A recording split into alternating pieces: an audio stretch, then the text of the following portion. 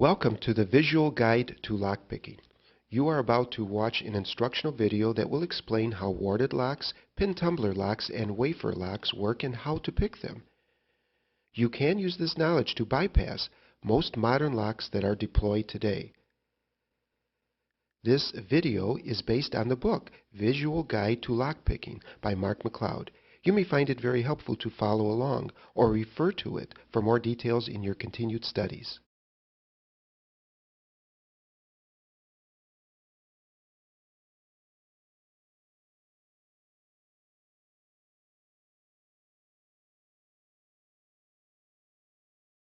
Chapter 1. Warded locks. How to identify them, how they work, and how to defeat them.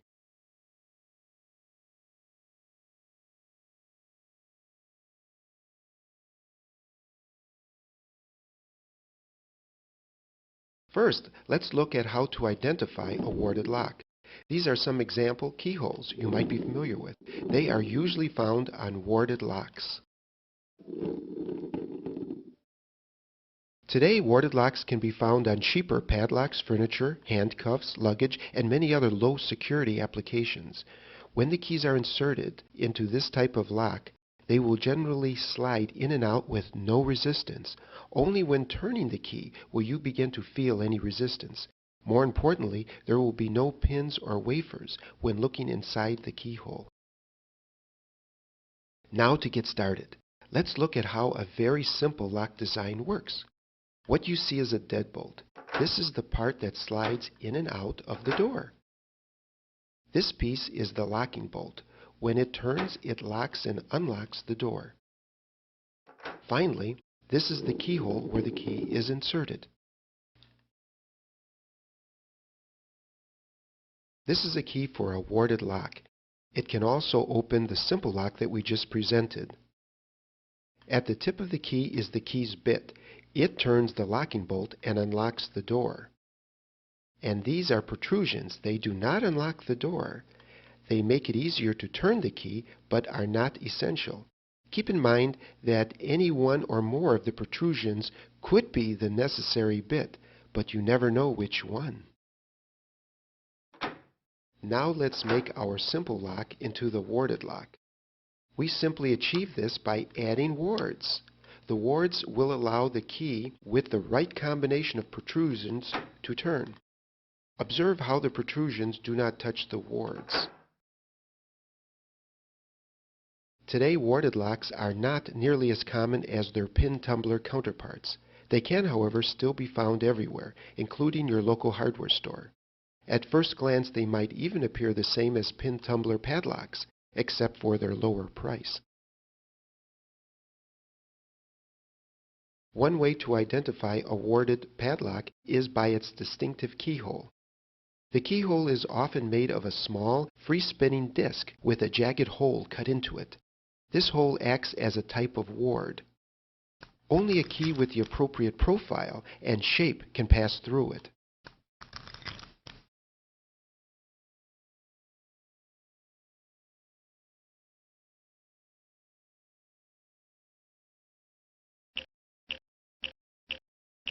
This padlock is constructed from many metal slabs stacked on top of each other and held in place with 4 rods.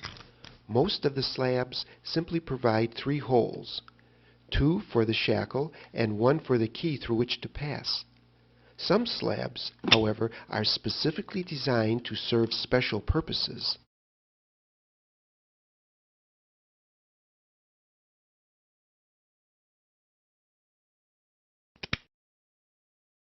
In this example, 2 of the slabs are special and provide the actual locking mechanism.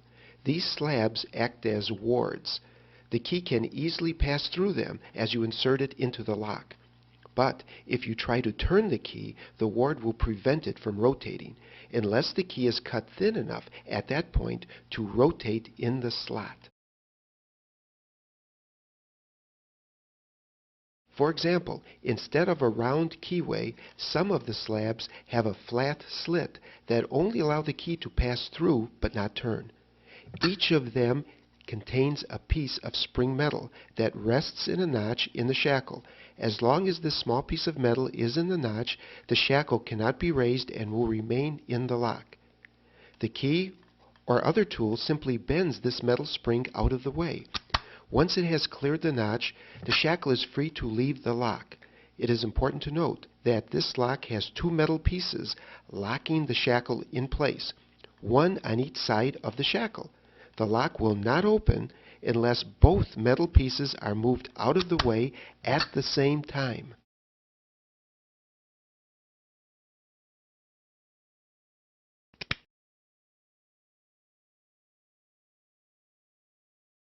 Now that you are familiar with the parts of the padlock, watch as the key moves in and frees the shackle. If the key is inserted partway into the lock, it may not be possible to turn it. Also notice that the two bits in contact with the spring are necessary for this lock to open. Often, warded locks only need one bit on a key, but in this case, two are needed. When the proper key is fully inserted and rotated, it will depress both metal pieces out of the notches in the shackle. The shackle then becomes free to pop out of the lock and rotate.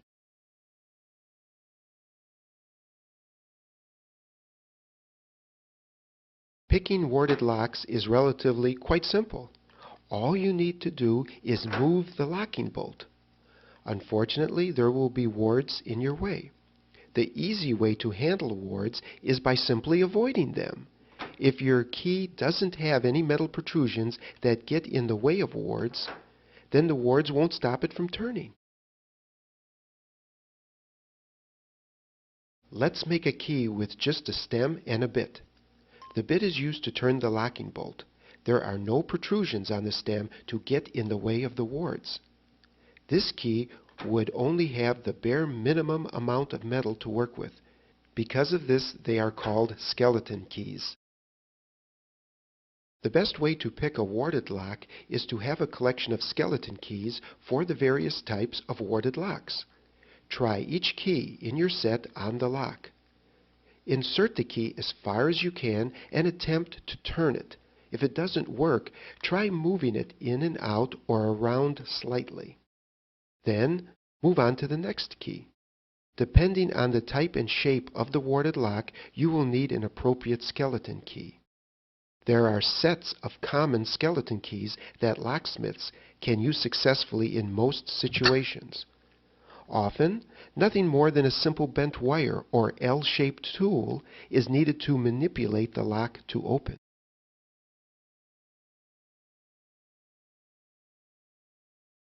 Most handcuffs in use today also utilize the warded lock. These devices are specifically adapted to restrain physical movement. Those handcuffs that get regular use must be durable as well as cost-effective. In normal use, the wrist clasp can simply be closed and ratcheted shut. Professional handcuffs also allow for double locking. This allows them to prevent further tightening. This helps diminish undue and unintended bruising on those who must wear them. It also makes the cuffs harder to shim open or pick. The key must first be rotated in one direction and then the other to completely open the cuffs. The first turn disables the double locking mechanism. The second turn disengages the ratcheting mechanism and allows the cuff to swivel out of the wrist clasp. Sometimes you will find that producing an actual key is useful. One method of doing this is called impressioning. First, you must find a suitable blank to substitute for the key.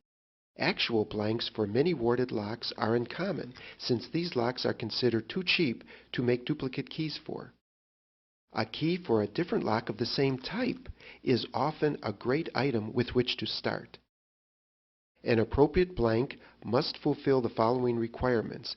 It must comfortably fit into the keyhole, but not scrape along the sides of the keyway, and be strong enough to turn the locking bolt, and be able to handle a good amount of force without breaking or bending.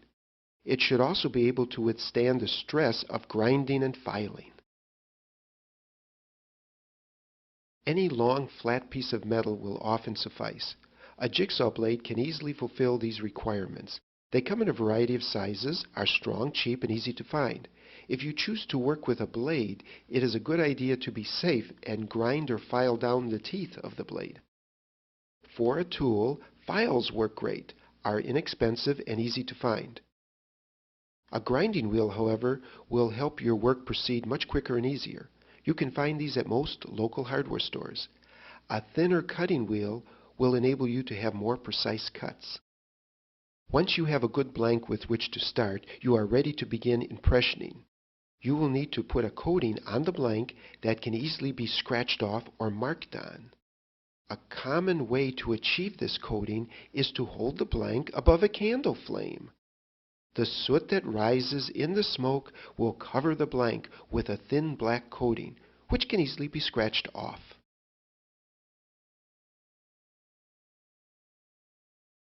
Another method is to use a candle to melt some wax and coat the blank with an even layer.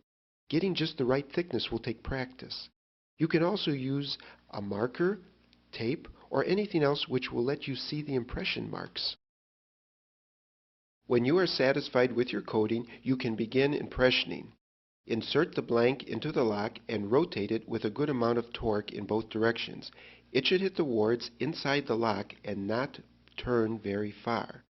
Your goal is to have the wards mark the coating on your blank. It helps to jiggle the blank slightly to make the marks more visible. Now, gently pull the blade and observe the new markings left by the wards.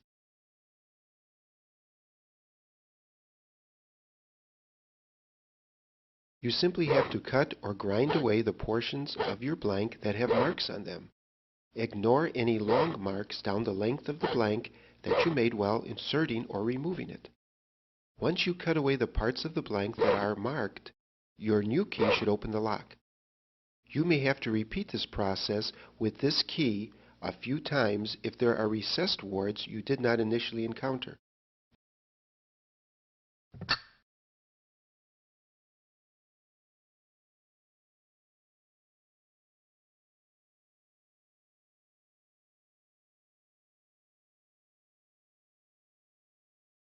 Chapter 2. Pin tumblers. Identifying them, how they work, plus the tools and skills you will need to defeat them.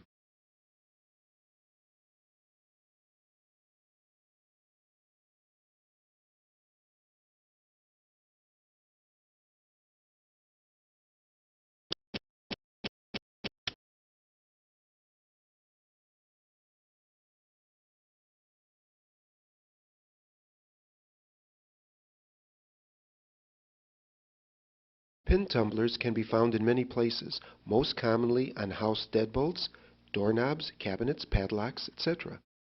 They usually have pins visible in the keyway. These pins are often round and somewhat pointed at the end. The pins are spring-loaded and will spring back down when you push up on them.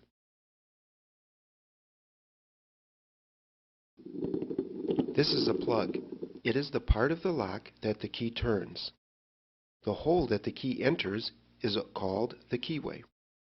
The little protrusion in the keyway is called the side ward. These wards fit into the grooves along the side of the key so only the proper type of key can enter. And this outer cylinder is called the hull or casing.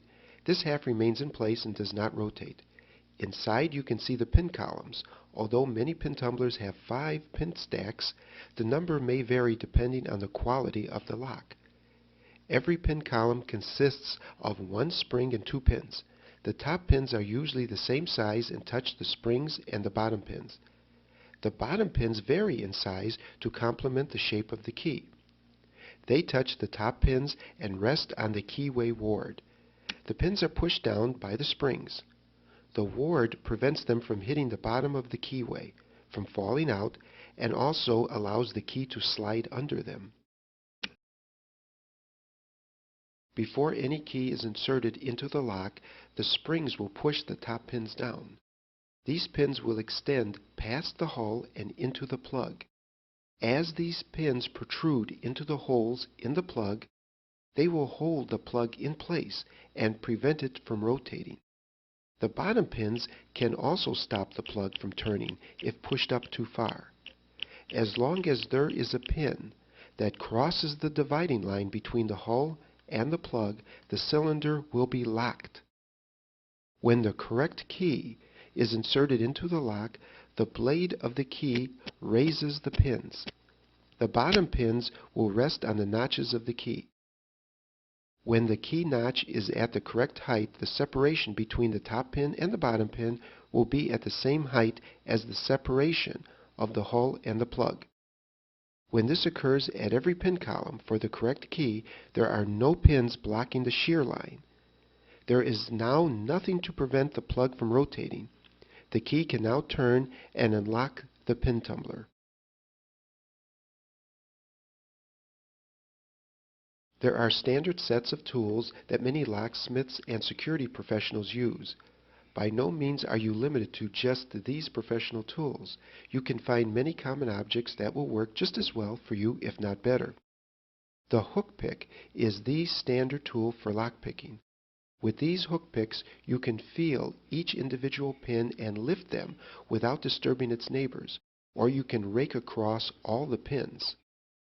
The half diamond picks are easy to insert, remove, and rake over the pins. Use one of the appropriate size and shape so you can manipulate individual pins if needed, or easily rake over many pins if desired. The ball picks are very smooth for raking across pins and are especially useful for dealing with flat wafers. The double-sided picks are useful for double-sided locks, such as the double-sided wafer lock. We'll talk more about those later. Rakes of different shapes and sizes are often useful. Different tools work better for different locks. Lots of random household objects can be used. Use your imagination. The torque wrench is one of the most important tools. It is used not only to turn the plug, but also it is used to help you feel what is going on inside the lock. The smaller end is inserted into the keyhole, and you use the longer end to rotate the plug. Make sure you leave enough room in the keyway to insert your second tool.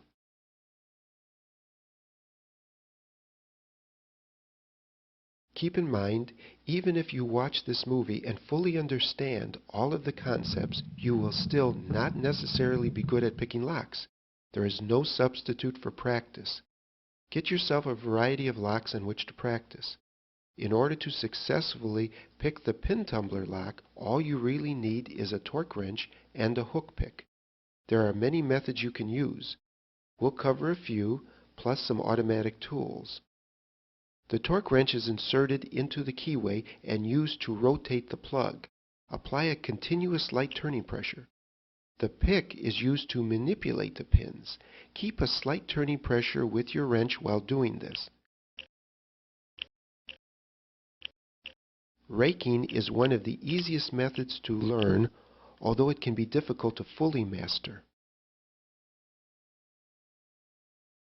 To rake successfully, you need to have just the right touch. This is something that can only be learned through practice. Raking is one of the fastest hand methods when it works. First, place a torque wrench in the keyway, leaving plenty of room to access the pins. Now, apply a gentle amount of turning force in the correct direction.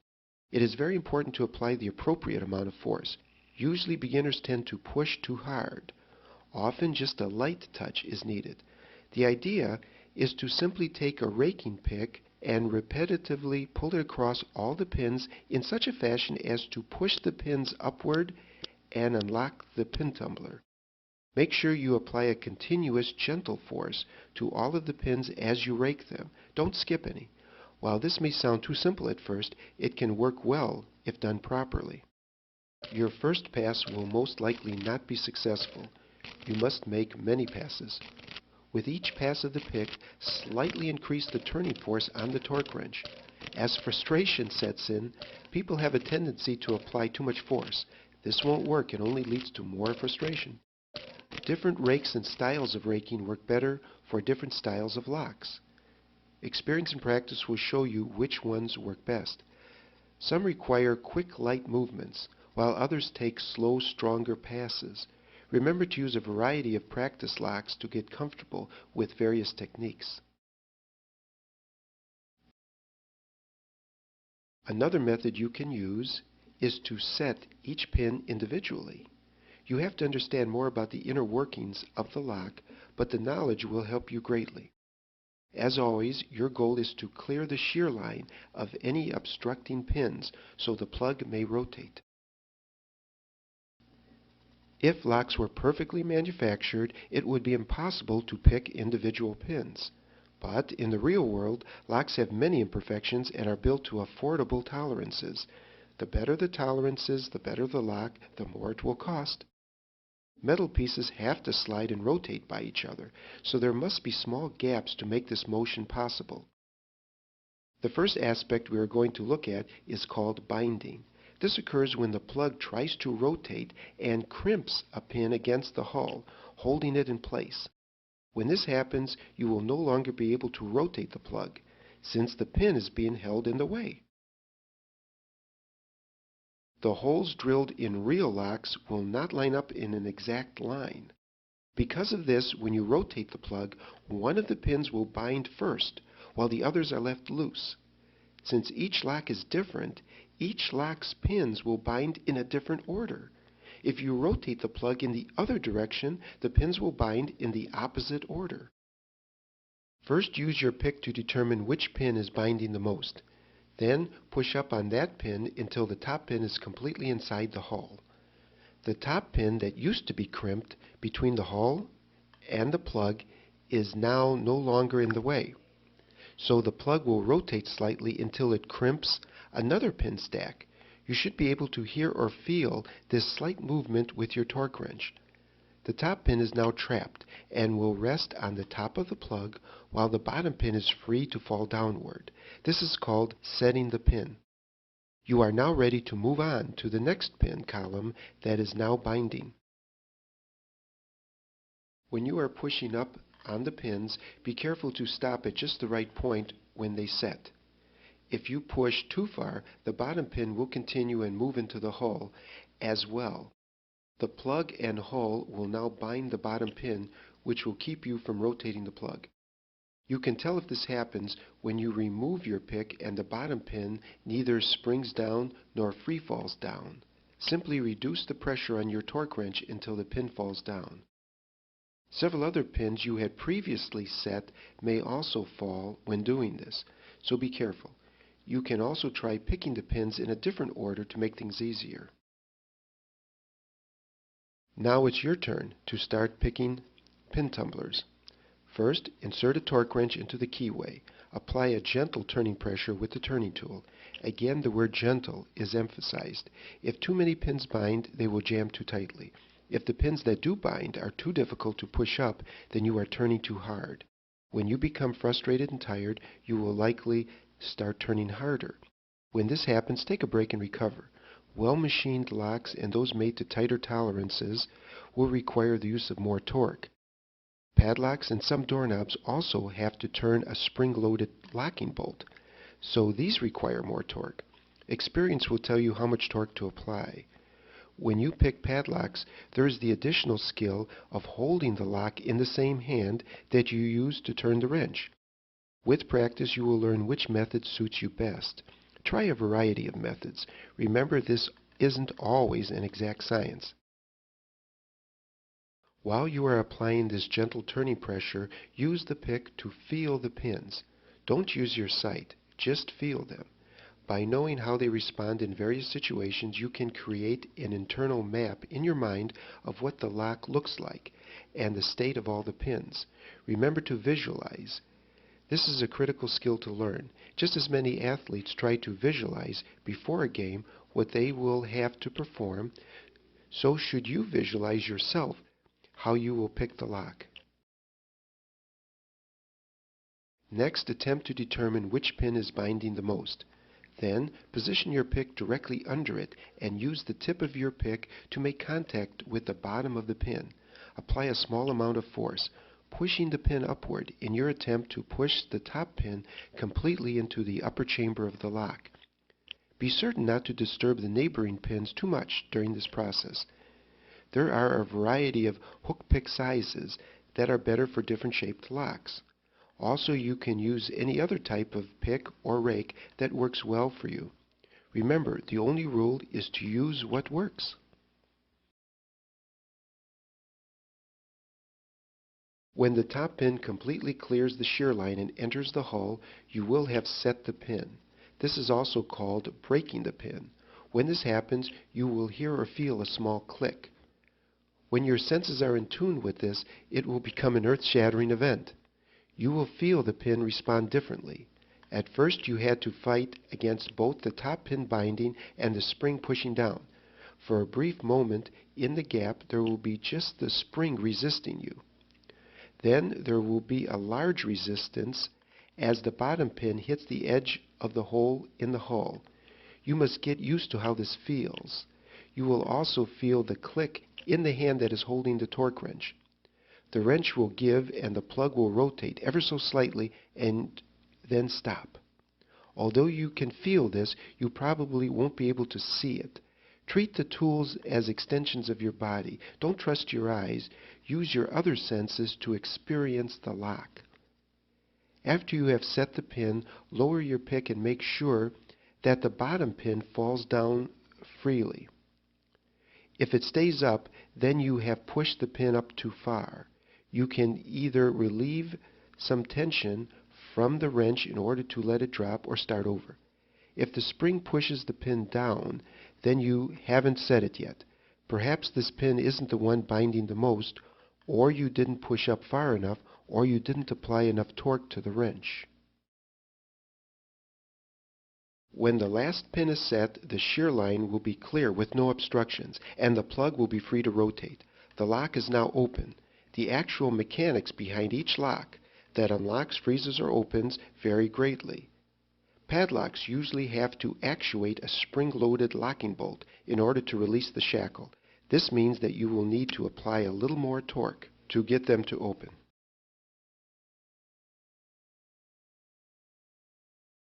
Shimming is another method of bypassing a lock. The idea is to insert some sort of object into the locking mechanism and move the locking bolt, or whatever is holding the shackle inside the lock, out of the way. Since the mechanisms vary greatly, there is no standard method for shimming a lock. Shimming can also be effective on a wide variety of padlocks. Padlocks usually work by having a spring-loaded locking bolt fit into a notch in the shackle in order to hold it inside the lock. Often the locking bolt will have an angled top, which allows the shackle to be closed without unlocking the lock. This means that the locking bolt must be spring-loaded. So, if you can fit a very thin, strong object into the lock parallel to the shackle, you can sometimes slide the locking bolt out of the way and spring the shackle open. This requires that the lock's hole for the shackle is large enough to also allow for the shimming tool to fit inside. This method will also work for warded padlocks. The actual lock type is almost irrelevant. Padlock shims are often sold that are specifically made to help you deal with padlocks with less hassle. They are made of thin yet strong material that can be inserted into the padlock and then rotated to release the latch. They are often tapered to make them much easier with which to work. Shimming is also very effective on common doorknobs. The latch is the portion of the locking bolt mechanism that sticks out of the door into the door jamb and holds the door shut. One side of the latch is angled so that the door can be closed without turning the handle. This is because it is spring-loaded. All you need to do is to take a tool and stick it in the gap between the door jamb and the door. You may have heard about credit cards being used for this. Try not to break your card if you attempt to use it for this purpose. Most latches will have springs that are too strong and will require a stronger, different shaped, or better tool for this purpose. Make contact with the bolt and work it back into the door, and the door will open. Some door jambs are better than others at blocking access to the door's latch. Many sophisticated doorknob assemblies used in commercial applications are not susceptible to this. They have additional protrusions that stick out of the door. This anti-pick latch is pushed into the door when the door is closed. The mechanism then mechanically prevents the main latch from being pushed back into the door without opening the lock.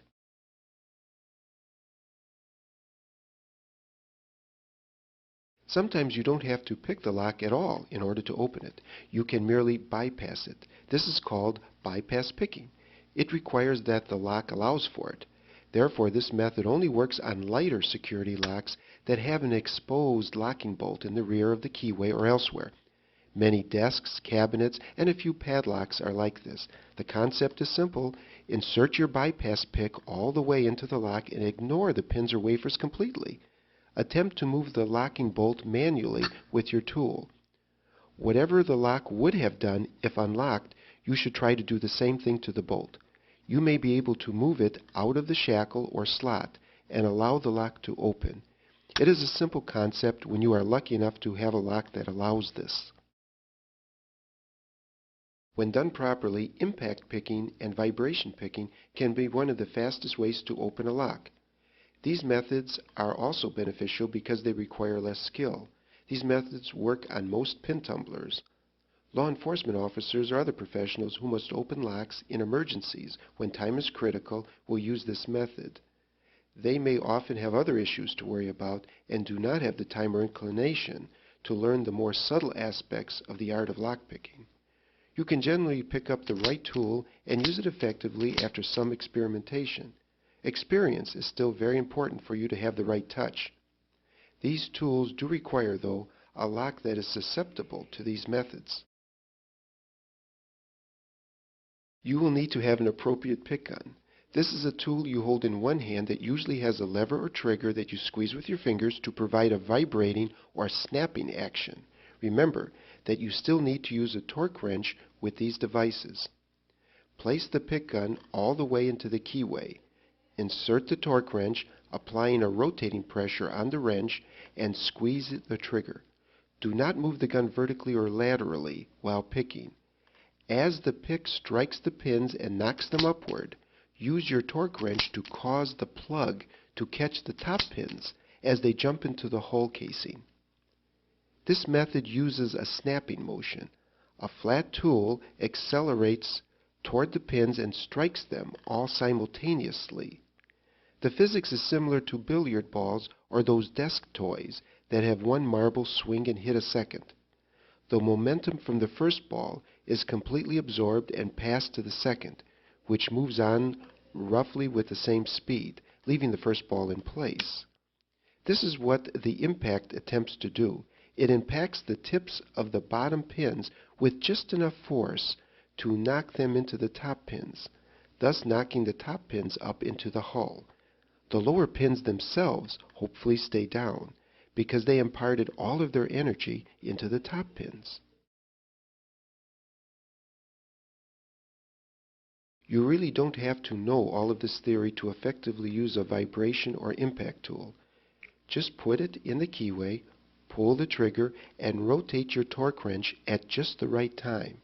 You must be sure to make contact with each of the pins. When using an impact tool, make certain that you impact the center of each of the pins exactly straight on and at the same time. This means the blade must be exactly parallel to the keyway. Some tools have angled blades to allow holding the tool at an angle if space is tight. These will require a bit more practice to ensure that the blade is always parallel and strikes all pins simultaneously. Different locks will require a different amount of force for their pins to bounce properly. The locks must also be in good working order. If the lock is dirty, the pins may be unable to bounce freely inside their chambers.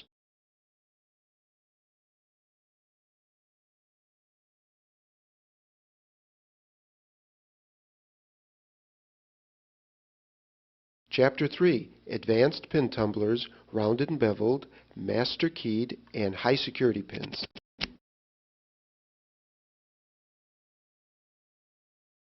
Most locks you will encounter have to be affordable. Therefore, they will also be easier to pick. Manufacturers are always looking for new and innovative ways to make locks more secure. They are also looking for ways to make them cheaper. Because of this, you will encounter many modifications. Some will make your job easier, some harder. Higher quality locks are made to tighter tolerances. Picking these more expensive devices can be a challenging task that will demand more practice. Advanced lock picking is an art that requires you to be in tune with yourself and the lock to pick up minute movements in the lock. There is less room for error, and it will be harder to tell when the pins are set. Of course, sometimes the manufacturer will try to trick you by using different types of pins or holes.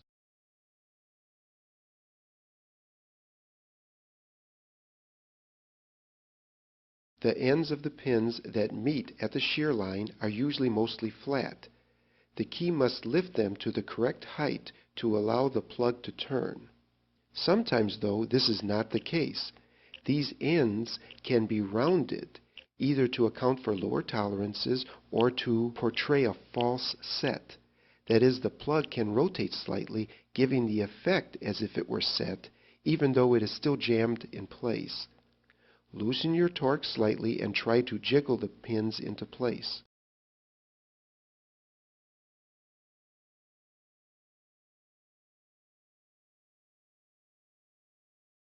Here, the bottom pins have a rounded top and can problematically jam slightly beyond the shear line. You have to stop pushing up on the pin exactly as it sets, or the rounded end can enter the hull. This will keep the plug from rotating. However, it will still turn some, and another pin column may begin to bind. Just loosen your torque and allow the pin to fall, or use your pick to jiggle it loose. Again, you may lose some other pins you had previously set, so you'll have to be careful and do them over again.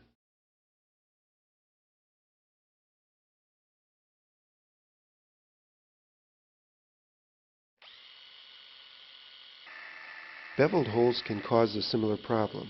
They can also work in conjunction with each other to make your job easier or more difficult. The pins can also get stuck on the bevel in the hole and cause another false set that mimics the reaction of a real set.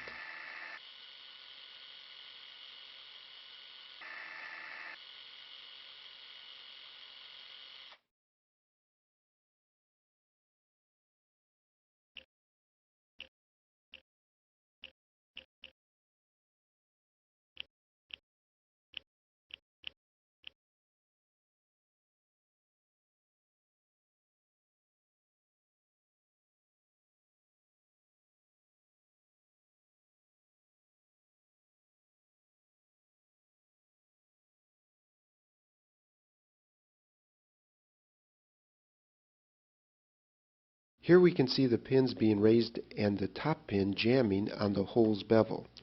You may have to rake over the pins a few more times or pick some of the pins a few times in order to get a lock with beveled holes and rounded pins to open. Depending on the design, though, your job could be easier and the pins could slide into place with less effort. Ultimately, your persistence will pay off.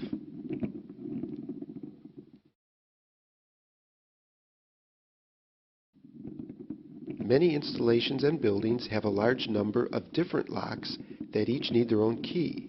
For example, each room in a hotel needs a different lock for each door. It would not be practical, though, for owners or maintenance personnel to carry that many keys. So there is usually one master key that can unlock all of the doors in a system. Picking these locks can actually be easier, however, since there are more pin combinations that can open each lock. These locks have extra middle pins in some stacks that allow them to rise to different heights, yet still break at the shear line. This allows two different keys with one or more notches cut to the correct second height to also work the lock.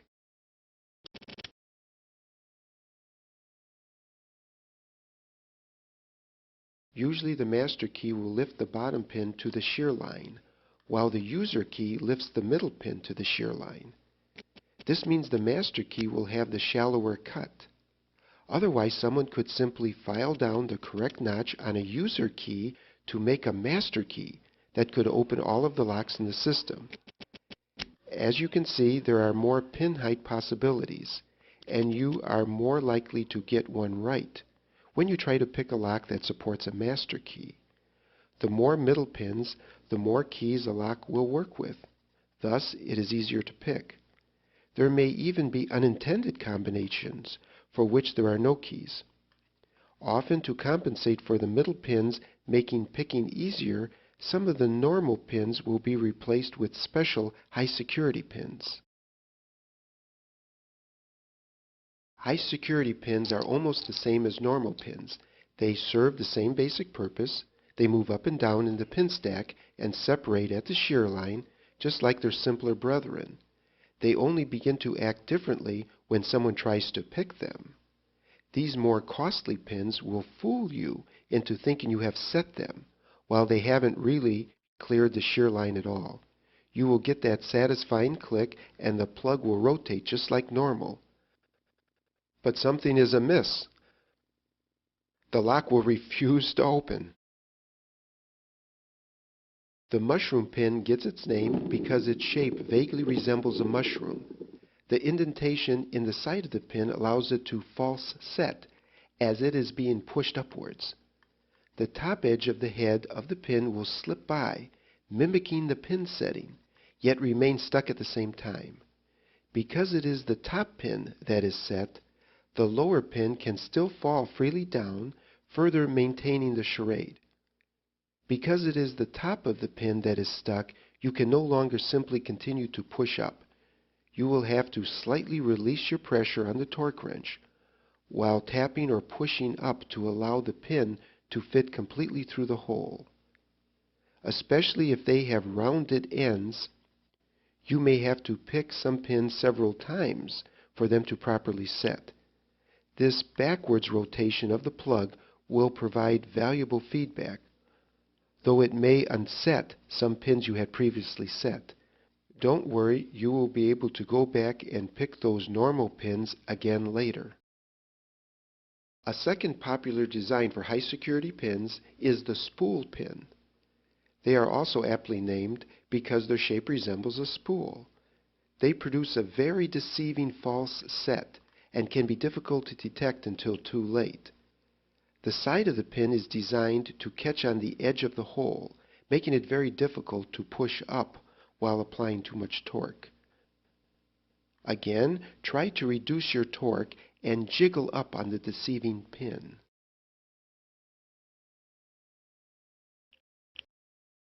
An important difference between opening a lock with a key and picking it is that torque must be applied to the plug while picking.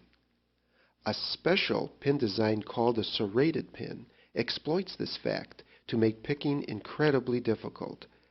The sides of the pin and hole have teeth and edges that catch on each other when torque is applied to the plug. This holds them in place and prevents you from pushing them upwards.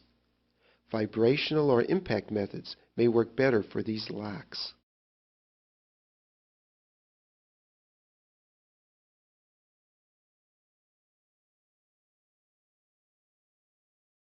Generally, only a few of the top pins will be replaced with these special high security pins, though the serrated design may be used in all of the pin columns. If pushing up on a pin causes the plug to rotate backwards slightly, then you are most likely dealing with a security pin. A light torque with a heavier picking force can be used, or you can switch to a high-speed raking, impact, or vibrational method. Security tumblers were once the exclusive domain of expensive, high-security cylinders. As time goes by, they are becoming more and more common. You are probably quite likely to experience them in your travels, but not on the common door lock yet.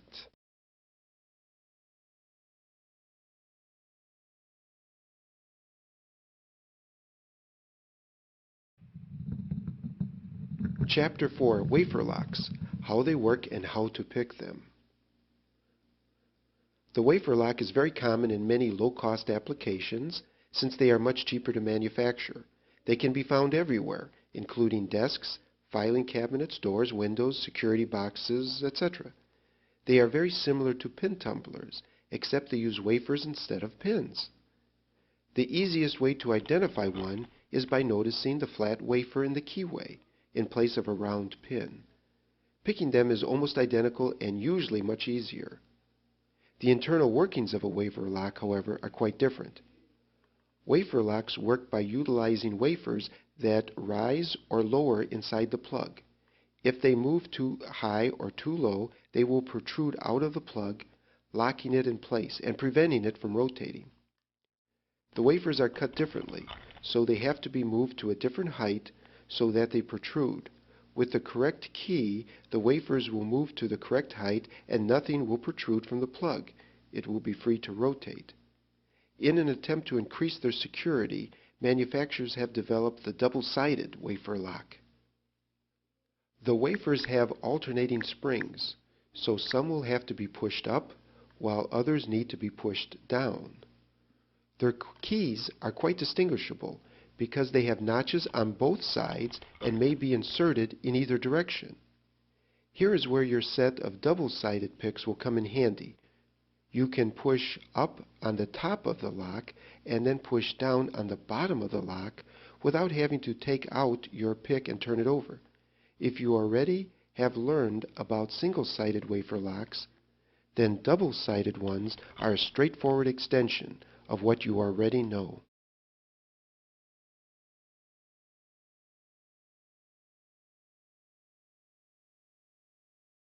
This special dual-pronged torque wrench, pictured here, is common in many kits and works great for double-sided locks, since you can insert your pick in the middle and easily access both the top and bottom of the wafers. When picking wafer locks, you can use most of the same techniques as with pin tumblers, with the exception of impact and vibration techniques. Due to their nature, some special tools were developed specifically for these locks. One such tool is the tryout key. A locksmith might have a large collection of such keys which more or less resemble actual keys. They vary in size and shape in the hope that if one doesn't work, the next one might. If lock tolerances are poor, tryout key makers can cut a notch between two depths, and it should work for both.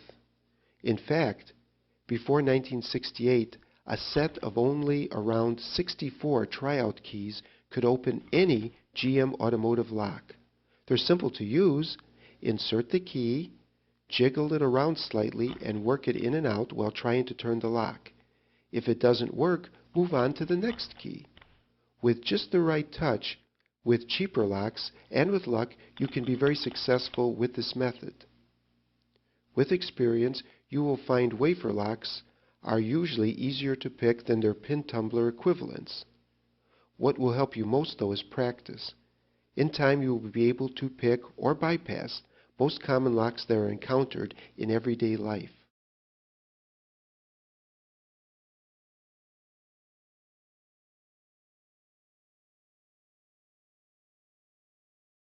We hope you enjoyed this educational video. Remember to keep practicing to build your skills. Lock picking is an art that you can develop over time. Also be sure to follow all applicable laws for your area regarding the possession and use of lockpicks and lockpicking tools. One of the best ways to learn this art is to apprentice with an experienced locksmith. You will learn there is a lot more to being a locksmith than just picking locks. Again, we hope you enjoyed this video, and keep practicing.